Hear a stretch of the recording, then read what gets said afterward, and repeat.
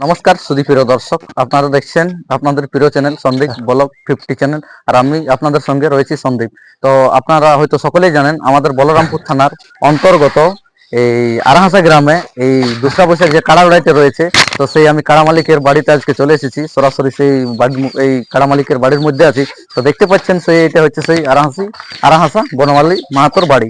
তো দেখতে পাচ্ছেন এখানে সেই যেটা হচ্ছে আসরের 1 নম্বর কাড়া, এখানে হচ্ছে সেই বনমালী মাহাতোর কাড়াটা বাঁধা আছে। দেখতে পাচ্ছেন এই দুসরা বৈশাখ লড়াই হয়েছে। আর মালিক টুকু দিকে আসো। আচ্ছা টুকু সেই নমস্কার। নমস্কার। আচ্ছা, ভালো আছেন তো? হ্যাঁ, এখন মোটামুটি কাড়ার কিরকম প্রস্তুতি রয়েছে?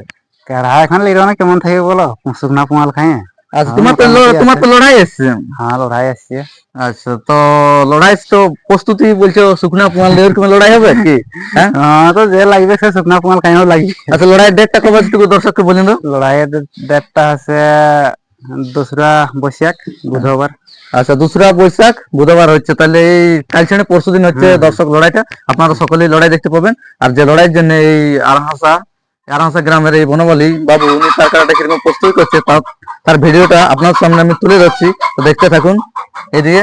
তো আমার যে আরেকটা চ্যানেল আছে, যেটা এস বাবু চ্যানেলটা আছে, ওইটা একটা সেই আসরের নিয়ে বা এই মালিকের নিয়ে সম্পূর্ণ সাক্ষাৎকার আছে। ওইটাই আপনারা সম্পূর্ণ কিছু জানতে পাবেন। তো বর্তমানে এখন যিনি এই আগামী কাল ছেড়ে পরশু যে কাড়াটা লড়াই আছে, তো এইখানে দেখো লড়াইটা কেমন, কাড়াটা এখানে বসে আছে, তার ভিডিও আমি আপনার সামনে তুলে ধরছি। দেখতে থাকুন।